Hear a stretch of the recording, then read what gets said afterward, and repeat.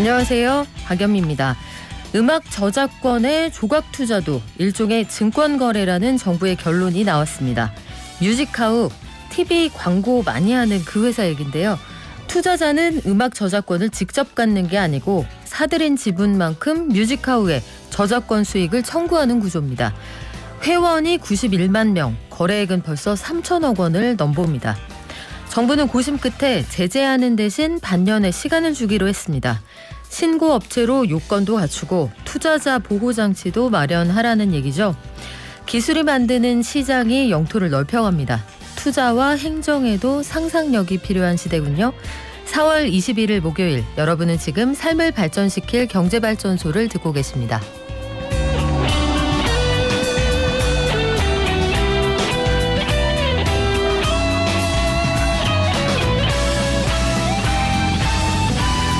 절반 이상 지어놓고 공사가 중단돼 있는 둔촌주공, 합의점을 조심스럽게 찾아나가고 있다라고 하는데 건설사들이 조건을 내걸고 있다 이런 얘기도 있고요. 현재까지 현황 알아보겠습니다. 코스피, 코스닥 상장사 중에서 배당한 회사들 보니까 평균 배당률이 상당히 높아졌다 이런 통계도 나와 있고요. 앞서 말씀드렸던 음악 저작권 투자 플랫폼 뮤직하우, 증권으로 결론이 났는데 앞으로 그래서 뭘 어떻게 한다는 건지 알려드립니다. 코로나19 확산을 막기 위해서 중국이 전면적인 봉쇄 조치 중인데 그래서 우리가 낙지, 명태 먹기가 어려워졌다 이런 얘기가 있는데 중국의 칭링 정책하고 우리 낙지하고 무슨 상관일까요? 또 OTT 시장, 넷플릭스 성장세 꺾이는 거 아니냐 이런 흐름들이 주가에도 반영이 되고 있다고 하는데 자세한 소식 머니투데이의 차연아 기자가 전해드립니다. 오늘 증시 잠깐 들렀다가요. IT발전소에서는 최근 들어서 아마 가장 궁금한 회사가 아닐까 싶습니다. 다들 한 주쯤은 가지고 있다고 하는 삼성전자. 반도체 강자인 건 맞는데 주가는 왜 휘청한지, 또 앞으로 삼성이 풀어나가야 할 숙제는 뭔지 척척 박사 강정수 박사와 알아볼게요. 오늘 예술발전소 있는 날이죠. 미술 올림픽이라고 불리는 세계 최대 미술 축제 베네치아 비엔날레가 개막했다고 합니다. 현장에 우리 작가들도 많이 가 있다고 하거든요. K아트 어디까지 갔는지 이정우 에디터와 짚어볼게요. 저희 단문 50원, 장문 100원, 샵 0951로 문자 주실 수 있고요. 유튜브와 앱도 열어두겠습니다.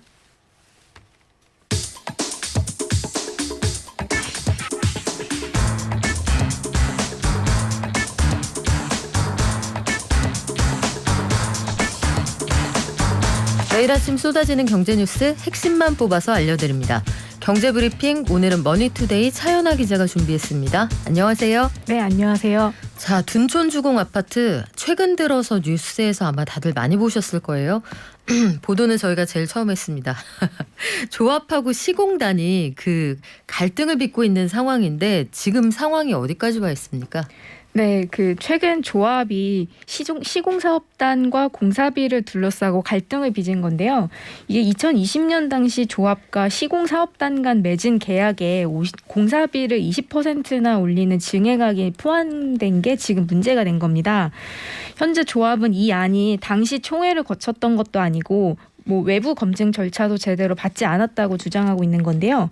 심지어 조합 측은 이거 계약을 해지하겠다라는 초강수 카드를 내놨고 이에 맞서 시공사업단도 착공 2년 만인 지난 15일 재건축 공사를 아예 멈췄습니다. 지금 간밤에 보니까 그 양측이 공사비 증액에 합의를 했다 이런 속보가 있던데요. 네, 맞습니다. 합의를 하겠다라고는 했지만 시공사 측도 이거를 이제 수용할지는 조금 더 지켜봐야 하는 상황인데요. 아무래도 갈등의 골이 깊어진 상황이기도 하고요. 이미 시공률이 50%가 넘었다 보니 이게 진짜 계약이 해지되거나 소송이 이뤄지거나 공사가 중단돼 버리면 양쪽 다 막대한 피해가 불가피한 상황인데요. 방금 말씀하신 것처럼 이렇게 어떻게 마무리가 될지는 좀 지켜봐야 될 것 같습니다. 근데 특히 이번 사태가 결국 건설 자재, 인건비 상승 등 외적인 요인과도 맞물려 있고 둔촌 주공 아파트는 서울 공급의 4분의 1 정도를 차지할 만큼 역대 최대 규모 재건축 지역이라고 꼽히고 있는데요. 현재 그래서 서울시도 중재에 나선 상황이고요.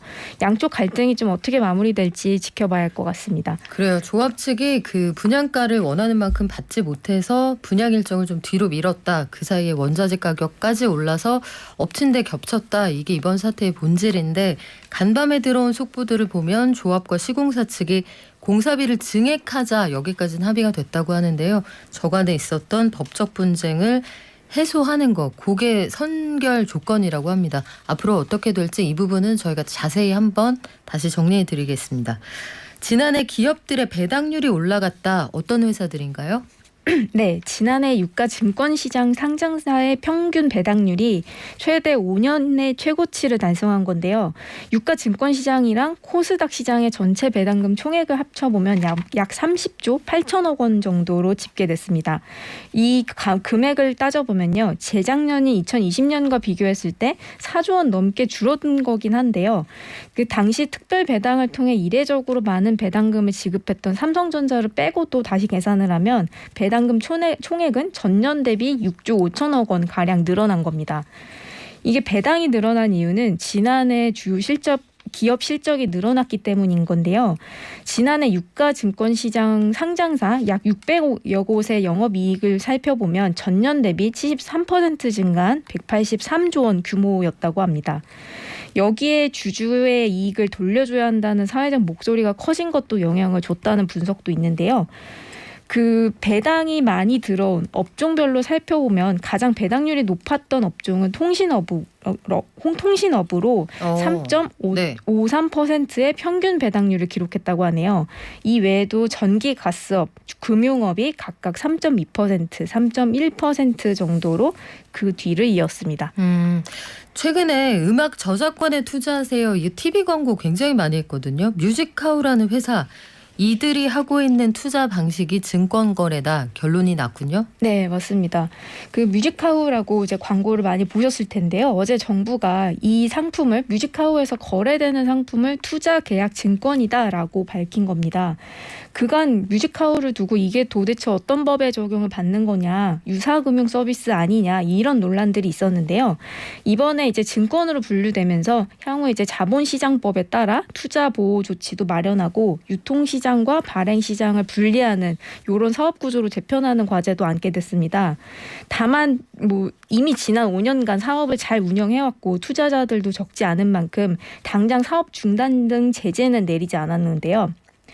뮤직하우가 조금 익숙하지 않으신 분들께 좀 간단히 설명을 드리자면 이게 음악 저작권에서 나오는 이익을 받는 권리인 저작권료 참여 청구권을 쪼개 파는 서비스라고 보시면 됩니다. 이름이 어렵네요. 예.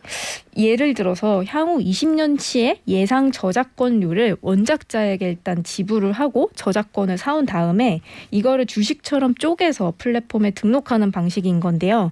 투자자는 입찰에 참여해서 청구권을 산 다음에 가진 지분만큼 배당 수익을 얻거나 다른 투자자에게 팔아서 시세 차익을 얻는 이런 방식입니다.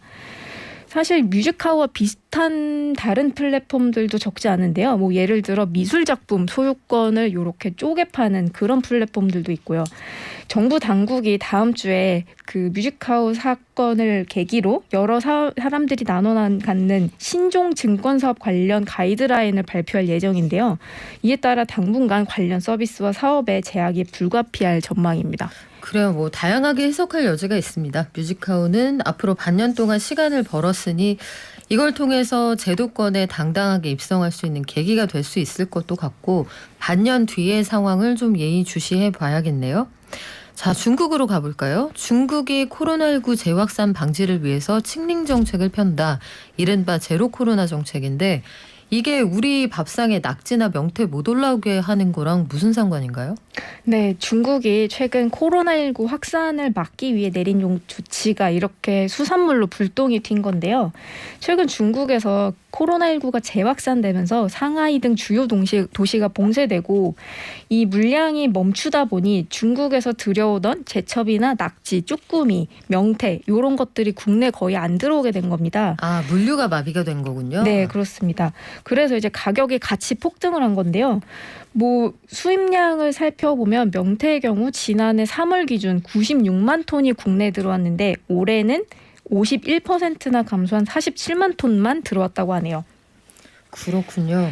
그러면은 중국산 수산물 가격이 올랐잖아요. 지금 말씀하신 것처럼 러시아 우크라이나 상황 때문에 다른 먹을거리 가격도 올라가고 있는데 전반적으로 좀 값이 오르겠군요. 네, 그렇죠. 가뜩이나 중국산 수산물 가격까지 올랐는데 러시아 우크라이나 전쟁 때문에 러시아에서 많이 잡히는 연어, 킹크랩까지 가격이 오르고 있다고 하는데요. 사실 관련 가게를 운영하시는 분들 걱정도 이만저만이 아닐 것 같고 특정 수산물 이런 것들은 특히 중국이나 러시아 등 의존도가 좀 높은 상황이라 이런 상황에서 이런 긴박한 상황에서 식량 안보 위협까지 이어질 수 있어서 수입국을 좀 다변화하는 게 필요하지 않냐 이런 전문가 조언들이 나오고 있다고 하네요. 그동안 우리 코로나19 견디면서 OTT 보는 낙에 견딘 분들 많았거든요. 대표적으로 넷플릭스 같은 회사들이 수혜를 봤는데 이 회사 이제는 위드 코로나 시대에 살아남을 수 있냐 물음표를 그 사람들이 던지는 것 같죠? 네, 맞습니다. 올해 1분기 기준 넷플릭스의 전 세계 가입자가 감소했다라는 얘기가 나온 건데요. 이 가입자가 감소한 거는 넷플릭스 역사상 11년 만에 처음 있는 일이라고 하네요. 올해 1분기 기준 가입자 수는 2억 2,160만 명으로 전분기 대비 20만 명 줄어들었고요. 주춤한 성장세의 주가도 하루 만에 25%나 폭락했습니다. 그 이유 중 하나로 말씀하신 것처럼 엔데믹 시대가 오고 있기 때문이라는 분석인 건데요. 다들 집에서 자가격리하고 OTT를 보다가 사회적 거리두기가 좀 해제되고 야외 활동도 늘어나면서 자연스럽게 OTT를 보는 시간이 줄어들었기 때문이다라는 분석이 나온 겁니다. 또 OTT 서비스가 코로나 팬데믹의 대표적인 수혜주로 떠오르면서 시장 경쟁도 같이 좀 치열해진 건데요. 네. 뭐 디즈니 플러스, 애플 TV 플러스 같은 해외 OTT 서비스들도 모두 코로나 팬데믹 기간에 우리나라에 처음 진출했죠. 이 외에 뭐 넷플릭스는 한 계정을 여러 사람이 비밀번호로 공유하면서 쓰는 꼼수 때문에 가입자가 안 늘었다라고도 보고 있는데요. 실제 넷플릭스 가입자 중 최대 30%가 다른 사람들과 계정을 공유하고 있다는 분석도 나옵니다. 아마 한국에서도 비슷한 정책이 나오지 않을까 싶습니다. 아니 처음에 된다고 했잖아요. 그래서 된다고 해서 아이디 공유했는데 또 나중엔 그러면 안 된다고 하고. 그렇죠. 그 사이에 그 월정액 가격도 많이 올랐습니다. 그래요. 지금까지 머니투데이의 차연아 기자와 함께했습니다. 고맙습니다. 네, 감사합니다. 사회적 거리두기 마스크 빼고는 다 해제됐지만 아직까지 코로나19 상황 정리가 끝난 게 아니잖아요. 우리 마스크 착용 그리고 기본적인 방역 수칙 지키면서 빨리 마스크 벗는 날 당겨보자고요. 개미 한 마리, 개미 두 마리, 개미 세 마리가 사과를 들고 하나, 둘, 셋. 영차 영차. 전밤 뉴욕 증시 그리고 오늘 우리장 전망해봅니다. 미래에셋증권 디지털 리서치팀의 박광남 팀장 연결돼 있습니다. 안녕하세요. 예, 안녕하십니까. 간밤 뉴욕 증시 어땠나요? 일단 미국 증시는 실적 시즌에 주목하면서 혼조세로 마감을 했는데요. 특히 넷플릭스가 가입자 감소로 이 스트리밍과 팬데믹 수혜주가 급락을 하자 나스닥은 하락했으나 IBM이 견고한 실적에 힘입어 급등하자 다우지수는 상승하는 등 실적 결과에 엇갈린 모습이 나타났습니다. 장 후반에 연준이 베이지북을 통해 미국 경기가 견고한 성장을 하고 있다고 발표를 했지만 영향은 좀 제한된 가운데 실적 시즌에 대한 기대 심리 약화로 나스닥의 낙폭이 확대됐던 부분이 특징이었습니다. 방금 언급하신 그 베이지북 연준에서 내놓는 게 그 경기 상황을 보여주는 그 책인데 껍데기가 베이지색이라서 베이지북이잖아요. 예, 맞습니다. 여기서 뭐라고 했습니까? 일단 결론부터 말씀을 드리면 인플레이션, 공급망 압력, 지정학적 리스크는 여전하지만 미국의 경제 성장은 견고하다라고 발언을 했습니다. 다만 앞서 언급한 요인들로 인해서 미래 성장 전망은 조금 더 불투명해졌다라는 발언이 줄을 잃었다라고 보시면 될 것 같은데요. 세부적으로 보면 일단 경제 활동에 대해서는 이전에는 완만한 속도로 개선된다라는 표현에서 보통 속도로 개선된다고 언급을 했습니다. 이는 경기 평가를 상향하는 건데 사실 완만해서 보통으로 변화된 단어가 과거 대비 경제 성장 속도가 더욱 빨라진다라는 의미로 받아들이시면 될 것 같습니다. 코로나 사태가 감소함에 따라서 소매 및 비금융 서비스 부문의 소비자 지출이 가속화되면서 이러한 영향을 줬다. 즉 소비가 늘어서 그렇다라고 이제 이야기를 한 거고요. 고용시장 같은 경우에는 완만한 속도로 증가하고 있으나 일부 지역에서는 여전히 노동력 부족 우려가 있다라고도 언급했고 물가 관련해서는 좀 지속적으로 상승하고 있고 기업들은 빠르게 증가하는 투입 비용을 고객에게 전가시키고 있다라고도 언급을 했습니다. 더불어 많은 지역에서 러시아의 우크라이나 침공에 따른 에너지, 금속, 농산물 가격 급등을 좀 언급을 했고요. 중국의 경제 봉사에 따라서 공급망이 악화됐다고도 이야기는 했습니다.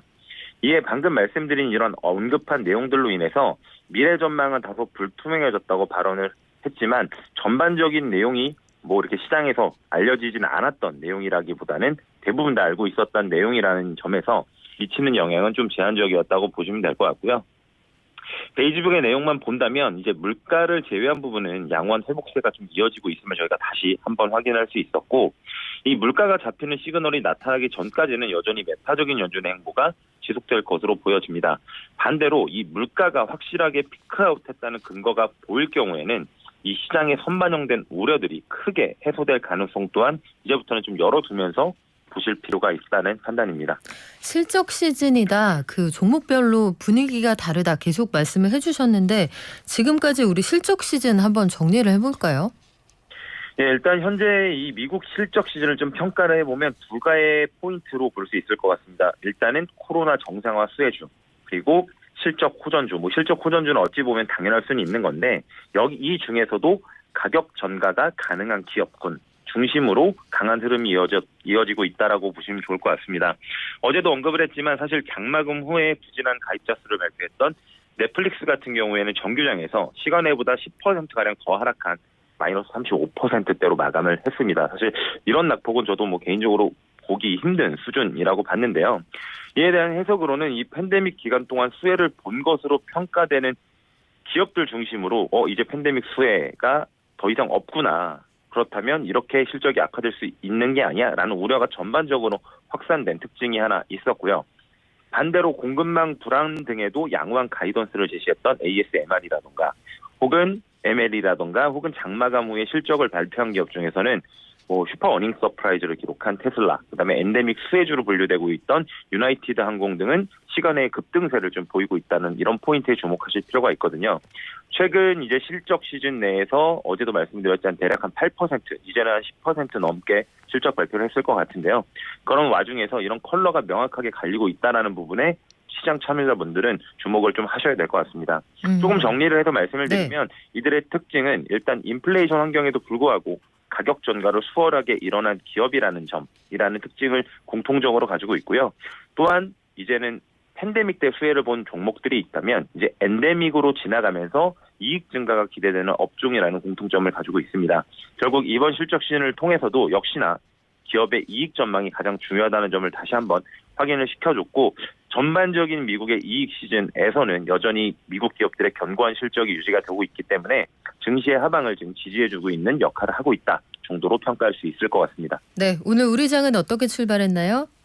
예, 일단 양대 지수 모두 상승 출발을 했고요. 뭐 미국 증시에서 이 넷플릭스 영향에 나스닥은 하락했지만 다우지수는 견고한 흐름을 지속하면서 차별화되는 국면이 나타났기 때문에 우리나라도 이런 실적 시즌을 맞아서 이제 기업들의 실적에 따라서 차별화되는 국면이 좀 나타날 것으로 판단이 되고요. 다만 미국 기업들의 전반적인 투자 성과가 양호했다는 측면에서 투자 심리는 좀 긍정적으로 보여집니다. 또한 미 채권 금리가 하락했고 달러 강세도 일부 약화되는 등 증시 주변 여건도 좀 우호적인 환경이기 때문에 우리나라 기업들도 이번 주부터 사실 본격적으로 실적 발표가 이어지고 있고 다음 주에는 주요 기업들의 컨퍼런스 콜들이 많이 예정이 되어 있습니다. 이들이 지금의 상황, 이런 인플레이션 환경에 대해서 어떻게 전망하고 있는지, 향후 가이던스를 어떻게 제시하는지 여부를 좀 귀 기울여서 볼 필요가 있고요. 오늘의 특징 업종은 아무래도 테슬라의 호실적 영향에 이 국내의 2차 전지 밸류체인들의 성장성이 좀 다시금 부각되는 모습으로 강세를 좀 보이고 있고 삼성전자 등 대형주들도 증시 주변 여건이 개선되면서 좀 저가 매수세가 유입되고 있는 것이 특징이다라고 말씀드릴 수 있을 것 같습니다. 오늘도 마지막으로 하나만 더 여쭤볼게요. 주류 관련해서 전망들이 엇갈린단 말이에요. 술을 계속 많이 마실 거냐. 이번 주에 아마 약속들 많으실 텐데 이러다 말 거냐.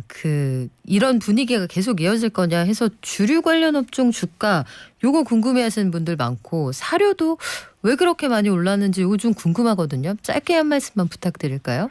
뭐 개인적으로 주류에 한해서는 당분간은 아무래도 수요가 증가하는 것은 뭐 사실일 거로 보여집니다. 왜냐하면 뭐 너무 2년 가까이 미뤄왔던 것들이 한 번에 좀 풀리는 이연 수요가 분명히 있을 것이라고 좀 보고 있고요. 다만 이제 저희가 사실은 2년간의 기간을 겪으면서 변화한 요인들도 분명히 있거든요. 네. 그거는 시간이 조금 지나야 확인을 할 수 있을 것 같습니다. 그렇기 때문에 섣부른 예측보다는 트렌드가 어떻게 변화하는지를 보시는 게 좋을 것 같고요. 제가 뭐 사료주에 대해서는 딱히 이렇게 드릴 말씀이 좀 없을 것 같습니다. 예. 네, 사료주는 저도 공부를 좀 더 열심히 해보겠습니다. 미래에셋증권 디지털 리서치 팀의 박광남 팀장과 함께했습니다. 고맙습니다. 감사합니다.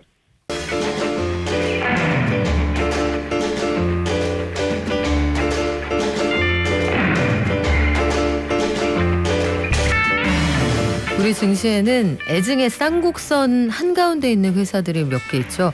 대표적인 회사가 삼성전자입니다.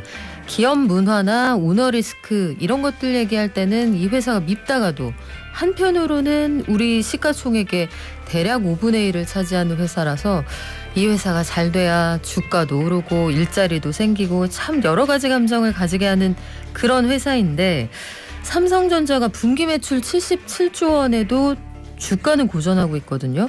그리고 계속해서 지금보다 더 어려워질 수도 있다 이런 전망이 나옵니다. 목요일에 만나는 코너죠. IT 발전소에서 삼성의 미래 오늘은 제목을 저희가 크게 잡아봤습니다. 유튜브 채널 서학개미 구조대 대장님 그리고 익사이팅 FX의 강정수 대표와 함께 알아볼까요? 안녕하세요. 안녕하세요. 자, 박사님, 우리 1분기에 삼성이 77조 원을 벌었거든요. 네. 물론 이게 다 순이익은 아닙니다만 14조 1,000억 원입니다. 구글하고 애플하고도 필적할 만한 엄청난 대단한 실적인데 실적이죠. 네. 주가는 왜 실적하고 따로 가나요? 주가는 아무래도 미래 가치가 좀 반영되다 보니까요. 그 삼성전자가 지금 겪고 있는 반도체 시장 파운더리에서의 성장세가 둔화될 수 있다라는 좀 우려들 이런 부분들이 반영되고 있다고 볼 수 있습니다. 그러니까 특히 이제 우리 2월달에 GOS 사태라고 청취자분들도 많이 네. 들어보셨을 텐데요. 이제 스마트폰에서 게임 같은 걸 즉 고성능이 필요한 것들을 작동시키다 보면 너무나도 많은 성능을 일시적으로 가져가기 때문에 발열이 발생할 수가 있고 엄청 뜨거워지죠. 네, 그래서 그거를 좀 줄여주기 위해서 왜냐하면 기계가 2018년에 갤럭시 노트 7이 한번 발화된 적이 있거든요. 폭파한 적이 있었는데 이런 것들을 막기 위해서 인위적으로 성능을 좀 줄여지는 것들을 소비자들한테 미리 얘기하지 않고 사실은 GOS는 모든 스마트폰에서 애드로이드 폰들에서 쓰고 있는데 이것이 성능 저하를 가져올 수 있다는 걸 좀 공지하지 않다 보니까 윤리적으로 좀 비판을 받게 되는 거죠. 네. 이런 부분이 또 하나가 있었고 두 번째는 좀 이따 더 자세히 설명드리겠지만 이제 수율의 문제라고 해서 완성률인데 지금 삼성전자하고 대만의 TSMC가 주도하고 있는 게 5나노 공정이거든요. 네. 그러니까 이번에 그 갤럭시 22에 들어간 이것이 5나노 공정에서 만들어졌는데 흔히 말해서 불량률이 대단히 높다. 그러니까 TSMC보다 2배 정도 높다. 이러다 보니까 이것을 이제 사실은 그 삼성에다가 지금 그 반도체를 주문하고 있는 것이 그 갤럭시 S22에 들어가고 있는 것이 퀄컴의 스냅드래곤 8.1인데요. 그러니까 이런 부분들에서 이제 삼성한테 못 맡기겠는데 그러다 보니까 미래 시장인 3나노 시장이라든지 그리고 지금 대단히 커지고 있는 5나노 시장에서 대만의 TSMC에 비해서 삼성이 이기기가 어려울 것 같다. 이런 미래에 대한 불확실성. 그다음에 이러한 부분에 대한 불안감들이 반영되면서 주가가 상승하지 않고 외국 기관 투자자들이 삼성전자를 주식을 매도하고 있는 이런 현상들이 계속 지속되고 있는 것이 삼성전자의 10만 전자의 꿈을 누르고 있는 그런 힘이 아닌가라고 생각이 듭니다. 이게 참 묘한 회사인 게 기관이 또 그렇게 던져도 이게 매물이 소화가 된단 말이에요. 네. 그러면 개미들은 기대를 걸고 있다는 뜻이잖아요. 네. 우리 그 오랜만에 복습을 한번 해볼게요.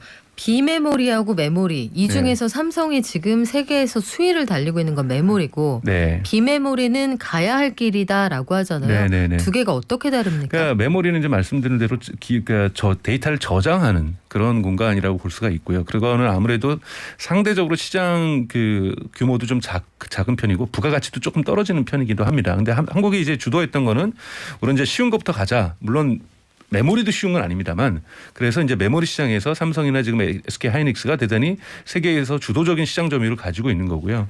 그리고 이제 비메모리 분야, 즉 우리가 많이 들어왔던 인텔의 CPU라든지 뭐 AMD라든지 이런 것들이 이제 비메모리, 그리고 이제 뭐 스마트폰에 들어가고 있는 AP라고 해가지고 이 중앙 연산 처리하는, 즉 우리가 생각하는 계산하고 이 고성능을 만드는 건 다 비메모리 분야. 그걸 요즘은 또 한 단계 좀 업데이트된 표현으로 한국에서는 시스템 반도체라고 얘기를 합니다. 그래서 메모리는 데이터를 저장하는 것이고 비메모리는 연산하고 계산하면서 우리가 이야기하는 일반적인 인텔 인사이드라고 과거에 데스크탑에서 많이 광고로 들었던 그 음악도 생각이 나요. 네, 띠르링. 그 CPU가 네. 이제 비메모리 분야고 그거를 요즘 진화해서 그것이 워낙 스마트폰에 더 많이 쓰이기 때문에 이런 걸 통틀어서 시스템 반도체라고 이야기를 하고 있고, 삼성이 지금 전 세계적으로 시스템 반도체 분야에서 많은 투자를 하면서 지금 전 세계 2위입니다. 1위 시스템 반도체에서 이제 일단 시스템 반도체 또 특징이 있어요. 워낙 이게 복잡해지다 보니까 네.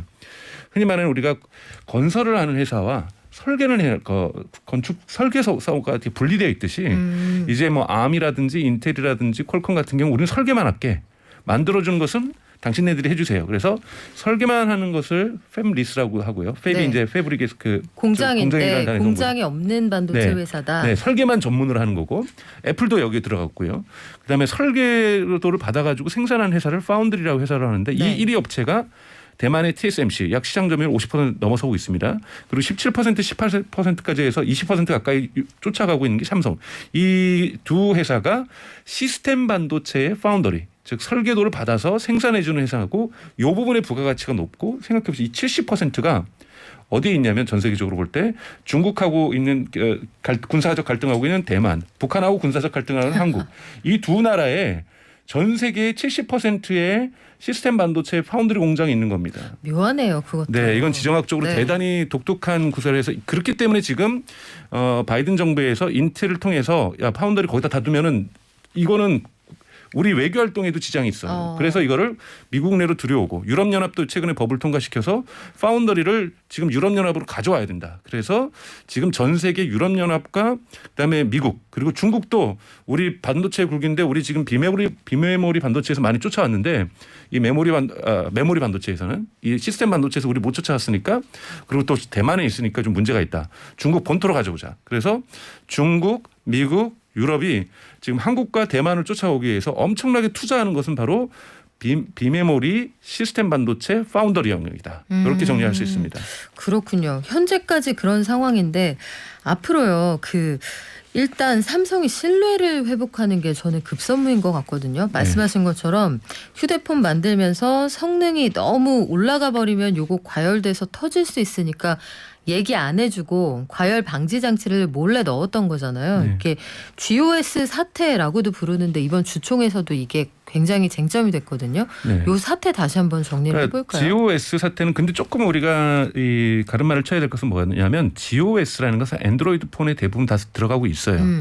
그러니까 워낙 그게 왜 일어나냐면 애플 같은 경우에는 소프트웨어를 만드는 회사와 칩을 만드는 설계하는 회사가 같이 있다 보니 자신들의 성능이 어떻게 조작되고 되고 소프트웨어를 어떻게 개설하는지 알고 있어요.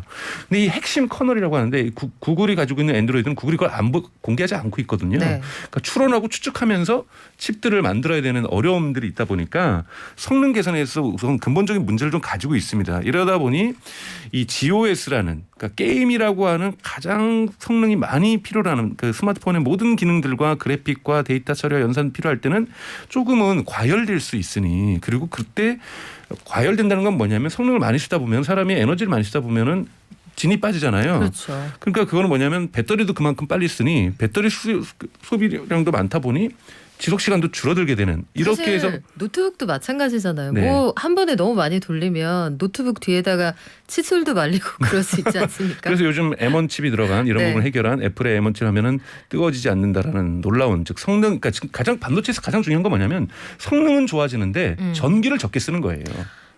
그러니까 이 부분에 있어서 네. 삼성이 아직까지는 약한데, 근데 이건 삼성만을 전 탓할 것은 아니라고 보고요. 이거는 이 어려운 안드로이드 폰에서의 어쩔 수 없는 환경에서에서 소비자들하고 좀 더 적극적으로 커뮤니케이션을 했었다라면 제가 보기엔 GOS 사태는 발생하지 않았을 수도 있다.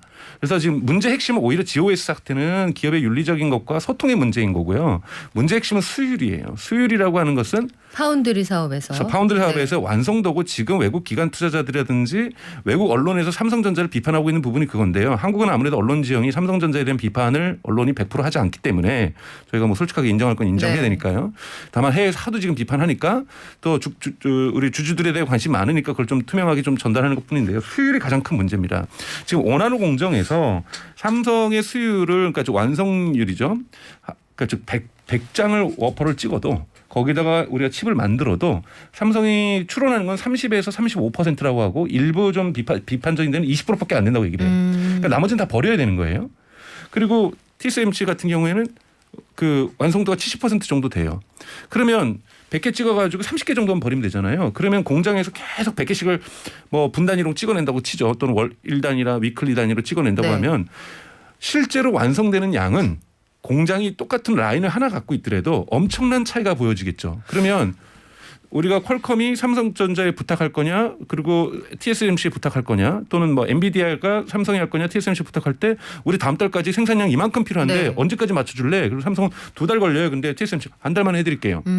그러니까 지금 벌써 이번 사건이 나오면서 퀄컴이 이 부분을 갖다가 자신의 엔비디아도 우리 삼성에서 했던 물량도 퀄컴으로 TSMC로 가져갈 수 있어. 대단히 중요한 시장의 메시지를 준 거죠. 그냥 논쟁이 있는 네. 것은 GOS 사태의 주범이 삼성이냐 아니면 퀄컴이냐예요. 아. 그러니까 왜냐하면 칩 설계는 퀄컴이 했으니까. 근데 퀄컴의 그 AP 기술, 즉 시스템 반도체 설계 기술은 이미 검증이 끝났거든요. 그렇기 때문에 근데 만약에 요번에 그걸 퀄컴이 똑같은 설계도를 TSMC에서 줘요.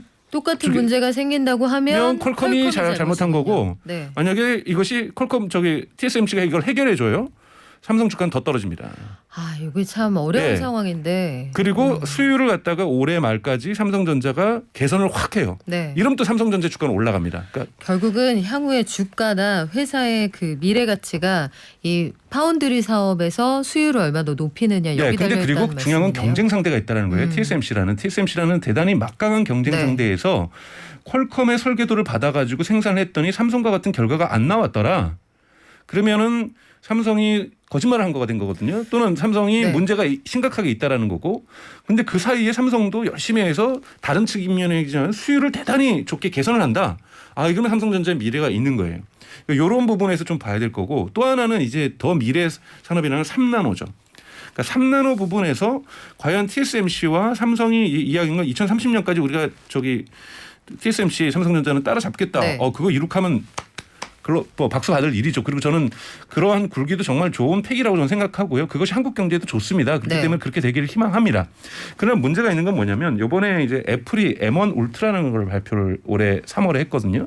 이거 되게 중요한 의미가 있는 사건이 뭐냐면 원래 이제 시장에서 나왔던 소문은 뭐냐면 M2를 발표할 거다. M2를 발표할 건데 서프라이징으로 M1 울트라 이건 또 뭘까라고 얘기하는 건데 사실은 쉽게 얘기해서 M1 맥스라고 하는 칩을 두 개를 그냥 본드로 붙이듯이 두 개를 붙인 거예요. 그러니까 기존에는 만약에 그 성능을 확 업그레이드한 반도체를 만들려면 2로 가야죠. 새로운 걸 만들어야 되는데 우리 이거 두 개 붙여서 그거 할 수 있어라고 보여준 그것도 거예요. 이제 대단한 능력인데요. 네. 그래서 사람들이 놀랐어요. 이런 걸 칩을 두 가지를 다 붙여? 이것도 천재인데 이랬죠. 했는데 네. 근데 M2는 언제 나오는 거야? 얘기를 한 거거든요. 근데 M2는 3나노 공정에서만 나올 수 있어요. 그런데 TSMC가 작년에 2021년에 애플에게 약속을 합니다. 2022년에 우리 3나노 공정 들어갈 거니까 M2 하자라고 했는데 이게 정말 이 팀 쿡이 정말 대단했다고 저는 생각이 드는데 팀 쿡이 어디 출신이냐면 서플라이 체인 매니지먼트 즉 공급망에 있는 업체들의 실력들을 항상 점검하는 사람의 납품업체들 단속하는 자리. 하다가 네. 된 거예요. 그러다 보니까 살짝 못 믿었던 거예요. 3나노 공정이 아직 수율도 안 좋을 텐데 그러니 우리 5나노 공정은 지금 TSMC가 잘하니 거기다가 그래도 서프라이징으로 뭔가는 새로운 건 발표를 해야 되니 2021년 3월부터 우리 1년 뒤를 내다보면서 3나노 공정 된다고 TSMC가 장담하지만 우리 그걸로 가지 말고 그냥 우리 5나노 공정에서 할 수 있는 최대치를 한번 만들어보자. 그래서 M1 울트라라는 걸 만들었다는 부분이라서 사람들이 시장에서 서프라이징이라고 얘기를 하는 거고요. 그런데 이제 TSMC 같은 경우에도 아직까지 3나노 공정을 현실적인 제품으로 찍어낼 능력은 되지 않았다. 그래서 올해 말에는 근데 아마 3나노가 나올 거다.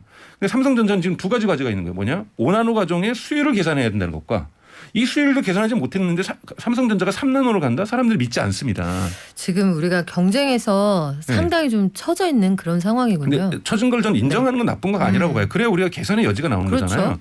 그래서 저는 삼성전자 근데 만약에 진짜로 그러니까 즉 3나노를 가기 위해서라도 5나노의 수율은 반드시 개선해야 된다는 거예요. 근데 그 수율 있잖아요. 네. 그 불량률이라는 건데 수율 통계 이게 객관적으로 검증이 되나요? 어떻게 알 수 있어요? 그건 이제 업체들이 비밀이니까 공개를 안 하죠. 이제 다만 이제 들어가고 있는 원자재의 비율이라든지 이런 걸 통해서 전문 업체들이 이제 추론을 하는 거죠. 100개 만드는데 이 정도로 자재가 필요할 리가 없는데 네. 200개 이상이 필요하다. 그러면 네. 한 절반은 그리고 어느 정도 불량이구나, 뭐 이렇게. 인정도 하지만 우리 그 정도라고 물어보면 뭐 그 정도 언저리입니다 이렇게 답변을 해주죠. 그래서 지금 추론할 뻔했지 정확하게 수율이 왜냐? 수율이라는 건 결국은 평균이거든요. 그렇죠. 월 생산량에서 평균이고 그리고 삼성전자도 끊임없이 개선을 하고 있어요.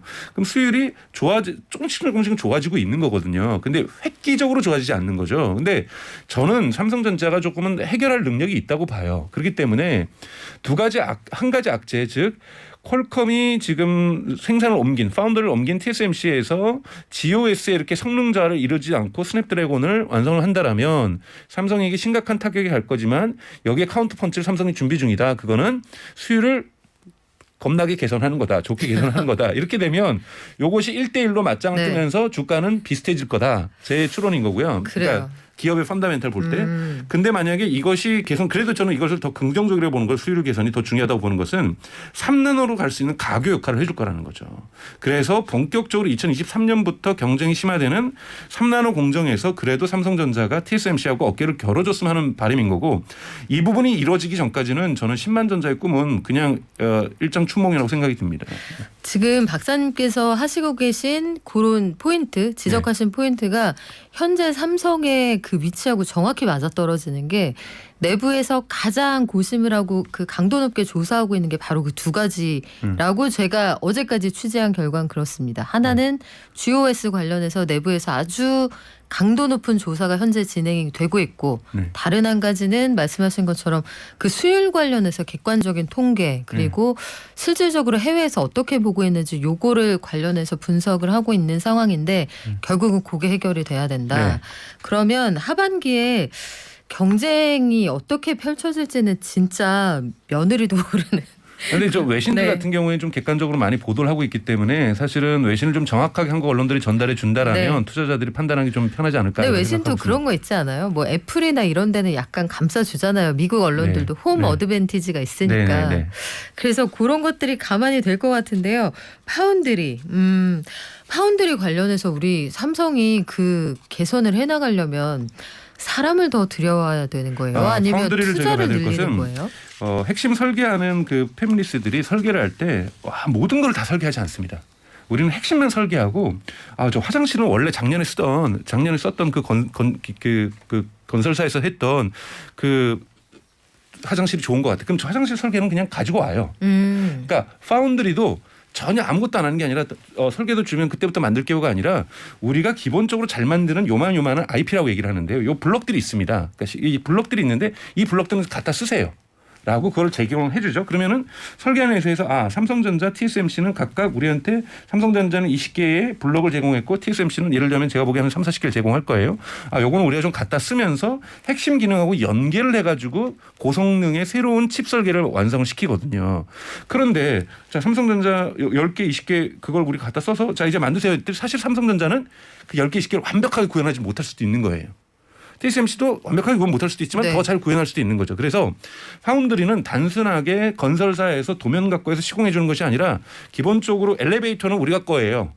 화장실은 우리 거예요. 또는 거실에 있는 기본 세팅은 우리가 잘 해요. 그러니 이런 거 신경 쓰지 말고 설계를 해주세요. 이런 식의 이것이 그러니까 즉 다양한 IP라고 하는 이런 블록들을 얼마나 많이 가지고 있느냐, 네. 얼마나 더 쉽게 그러니까 경제적으로 효율적으로 잘 찍어낼 수 있느냐에 따라서 파운드의 능력도 다른 거죠. 그렇기 때문에 앞선 업체들이 훨씬 더 이런 블록들을 많이 가지고 있죠. 그래서 TSMC가 더 많이 가지고 있는 거고 삼성이 그걸 쫓아가는 거고 나머지 업체들하고는 큰 격차를 보이고 있다고 볼 수 있습니다. 그래요. 삼성이 가지고 있는 보관이 아마 그쪽도 가만히 있진 않겠죠. 그 부분을 확충하려고 하겠죠. 네, 준비를 하고 있고 아마도 머지않아 그 내부적인 입장이나 계획이 나오지 않을까 제 예상은 그렇습니다. 5월까지 좀 지켜볼까요?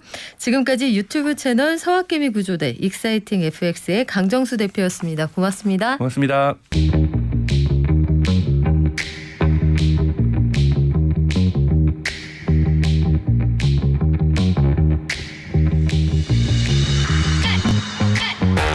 5월부터는 아마 모든 일상이 거의 제자리로 돌아갈 것 같죠? 소풍도 간다고 하고 조심스럽게 수학여행 이런 얘기도 나오는 모양입니다.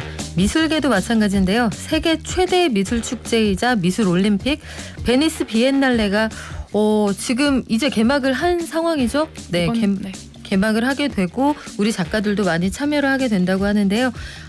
현장에서 달라지고 있는 미술계의 분위기 한번 엿볼까요? 널 위한 문화예술의 이정우 에디터와 함께합니다. 안녕하세요. 안녕하세요. 지금 미술계의 관심이 2022년 베니스 비엔날레 쏠린다. 비엔날레는 얼마나 중요한 행사인가요?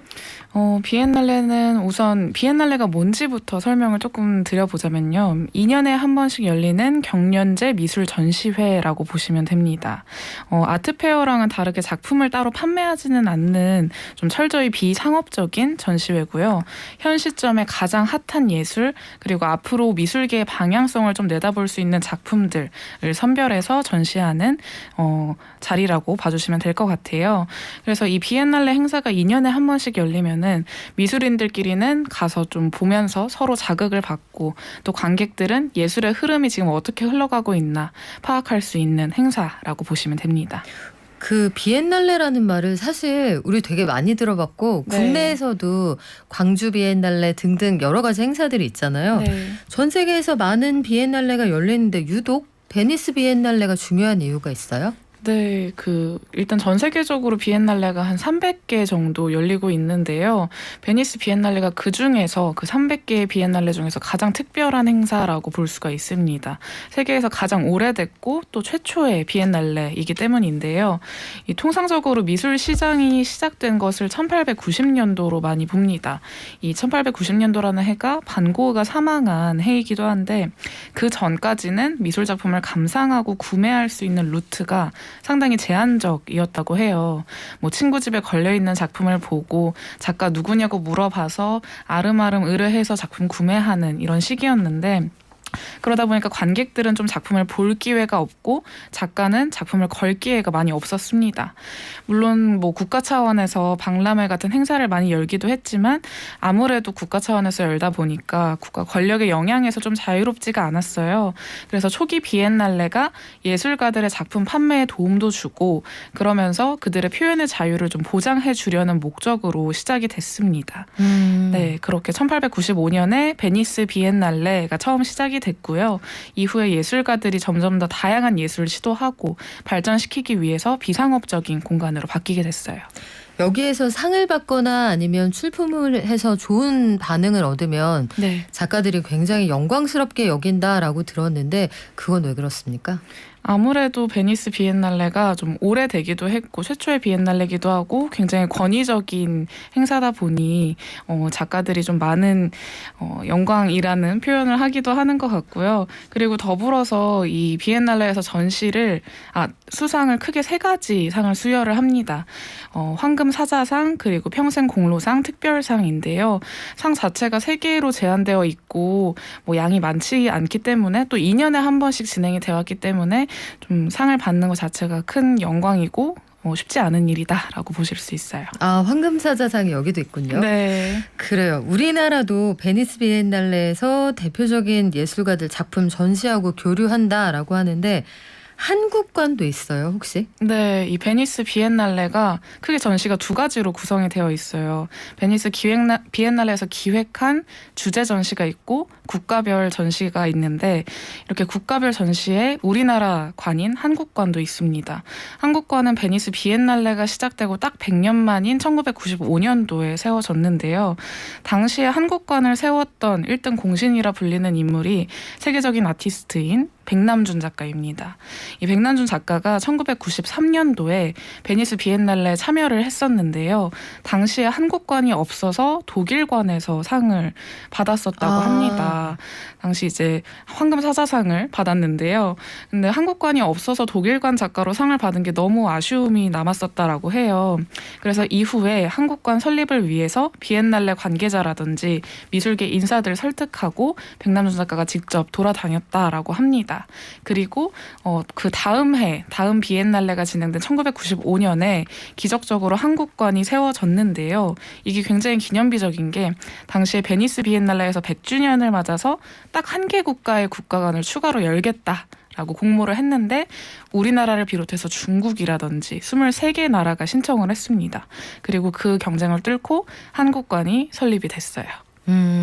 백남준 선생님의 힘이 아니었다면 그 시간이 조금 더 걸렸을 수도 있다 이런 생각이 드는데 그 사이 베니스 비엔날레 참가하는 우리 작가들도 많이 늘었을 것 같습니다. 어떤 분들이 초대를 받았나요?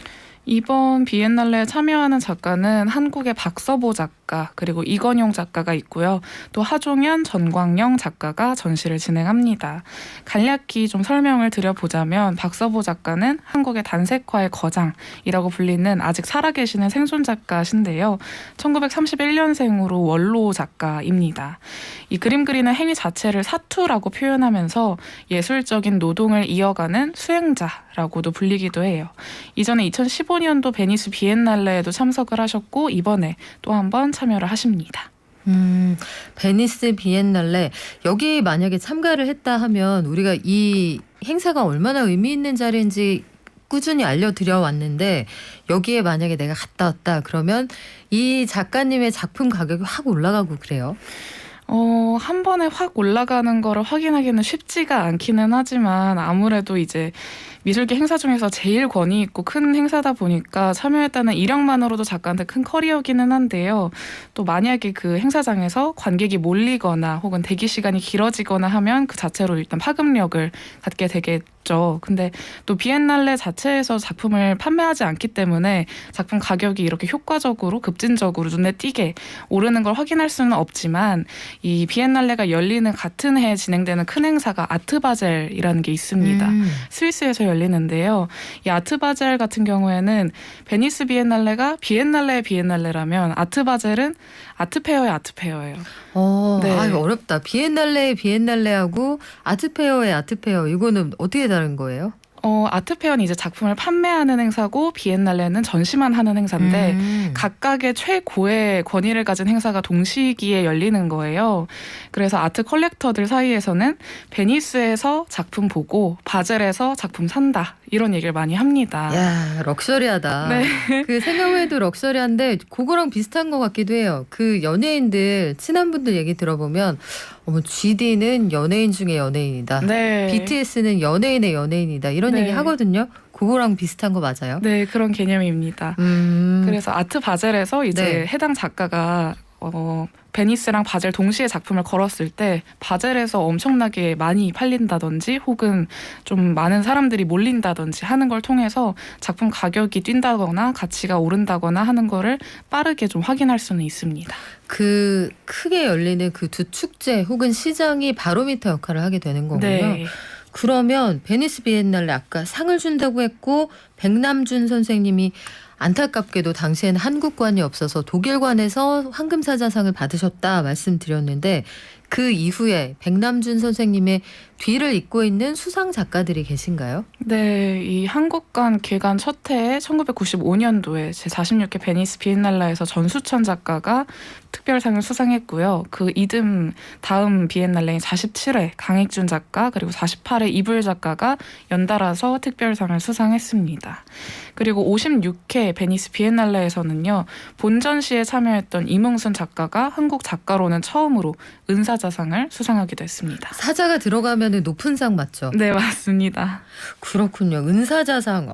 그래요. 이몽순 작가 작품은 제가 못 봤는데 한번 공부해봐야겠습니다. 네. 앞서서 우리가 잠깐 말씀드렸지만 이런저런 비엔날레가 많단 말이에요. 우리나라에서 열리는 비엔날레 한때는 홍수다 얘기할 정도로 지역마다 다 있었거든요. 네. 대표적으로 어떤 것들이 있습니까? 말씀해주신 것처럼 우리나라에 많은 비엔날레가 열리고 있는데요. 가장 대표적인 것은 광주 비엔날레, 그리고 부산 비엔날레, 서울 비엔날레가 있습니다. 국내 3대 비엔날레로 손꼽히고 있고요. 우리나라에서 총 현재 16개의 비엔날레가 열리고 있다고 해요. 뭐 예를 들어서 대구에서는 사진 비엔날레라는 것도 열리고, 창원에서는 조각 비엔날레, 서울에선 타이포그래피 비엔날레, 이렇게 다양한 장르의 비엔날레가 진행이 됩니다. 이렇게 지역명에 좀 비인기 장르를 더해서 장르 활성화를 위한 수단으로서 비엔날레가 활용되는 것도 있는데, 한편으로는 이제 전 세계에서 열리는 비엔날레가 총 300개 정도인데 한국에서 16개의 비엔날레까지 여는 게 맞나 하는 시선도 있습니다. 전 세계에서 열리는 게 300개인데 네. 300여 개인데 국내에서 열리는 게 16개요. 네. 이게 장단점이 있을 텐데 실제로 미술계에서 보기에는 어떻습니까? 많으면 도움이 좀 되나요? 뭐 해당 비인기 장르의 경우에는 앞서 말씀드린 사진 비엔날레나 뭐 조각 비엔날레 혹은 타이포그래피 비엔날레 같은 상대적으로 인지도가 미술만큼 크지 않은 장르에서는 활성화를 위해서 좀 수단이 될 수는 있을 것 같기는 한데, 아직까지는 성과를 위한 행사 혹은 뭐 작가 수에 비해서 오히려 비엔날레가 더 많아서 네? 누구나 쉽게 이제 작품을 낼 수 있다, 뭐 이런 아. 이야기도 나오기도 합니다. 그래서 막 비엔날레가 많아진다고 해서 마냥 미술계에서 좋게 보지만은 않는 것 같아요. 비엔날레 수가 너무 많아지면 출품되는 작품이나 작가에 대한 판단이 좀 굉장히 느슨해질 수도 있다. 네. 이런 우려가 있군요. 그래요. 이게 뭐든지 좀 적정선 이런 게 중용을 찾는다. 이런 게 좀 필요하지 않을까 싶기도 하고요. 다만 의미 있는 행사는 올해부터 위드 코로나 시작되면 한 번쯤 가보시는 것도 괜찮을 것 같습니다. 일정 나오면 저희가 다시 한번 알려드릴게요. 지금까지 널 위한 문화예술의 이정우 에디터였습니다. 오늘 말씀 고맙습니다. 감사합니다. 백남준 선생님 상설 전시가 우리 여기 서울시청 근처의 미술관에서 하고 있잖아요. 아직도 있는 건가요? 인사하고 말 시켜서 미안해요. 네, 확인을 해보고 다음 주에 이야기 나눠보면 좋을 것 같습니다. 네, 백남준 선생님 팬들이 많으시군요. 2180님, 0279님. 네, 백남준 작가의 예술성을 세계가 알아주네요. 방송국들 중에서도 요 상설 전시 작품 중에 하나를 아예 구매해서 로비에 전시하고 있는 회사들이 있거든요. 저기 요 근처 S본부가 그렇습니다. 자, 한국관 관련해서 뿌듯하다 이런 의견 많으신데요. 저희가 앞으로도 좋은 이야기 한 번쯤 가볼 만한 전시들 꾸준히 알려드릴게요. 내일 오겠습니다. 발전.